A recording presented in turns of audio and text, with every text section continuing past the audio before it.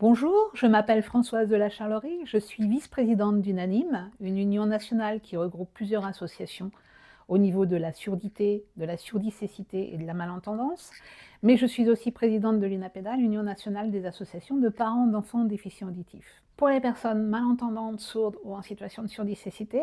l'accessibilité pour les JO et JOP est très important. C'est un facteur de bien-être, mais aussi de pouvoir participer socialement à des activités comme tout le monde, donc de ne pas être différent. Et on a donc travaillé avec toutes les équipes d'Unanime à ce que tous les secteurs qui puissent être concernés par les JO puissent intégrer le fait de faciliter la communication, soit par des applications, soit par des formations, des sensibilisations du personnel ou des personnes en contact. Alors, l'application ACO, en fin de compte, c'est sur les téléphones des agents SNCF et ça permet donc, pour communiquer avec une personne malentendante sourde, de pouvoir discuter en direct avec un tiers qui va traduire, soit en langue des signes, soit en français, ce qui se dit entre les deux personnes. Nous avons aussi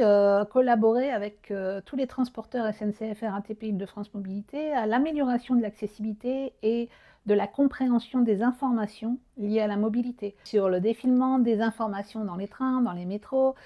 sur la clarté des informations audibles, des annonces sonores, des points d'alerte, des points de secours, et nous avons veillé aussi à ce que les alertes et les perturbations puissent arriver sur le téléphone de la personne via les différentes applications pour que la personne puisse savoir ce qui se passe en ce moment, si le train ou le métro est stoppé pour une raison ou pour une autre. Alors pour la SNCF, on a beaucoup travaillé à l'accessibilité de l'application qui est Mon assistant virtuel, qui permet aux personnes d'avoir en temps N tout ce qui peut permettre d'avoir un accompagnement et d'avoir en transcription toutes les informations liées au trajet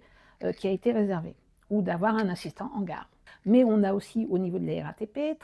travaillé sur l'application de transcription, aussi dans toutes les stations de métro et dans toutes les stations RER. Tout le travail que nous avons fait, en fin de compte, pour les personnes malentendantes, sourdes ou en situation de surdicité, bien évidemment, va permettre à tout le monde de pouvoir voyager en toute tranquillité avec toutes les informations nécessaires. Et beaucoup d'applications, beaucoup de nouveautés vont perdurer après les Jeux olympiques et les Jeux paralympiques.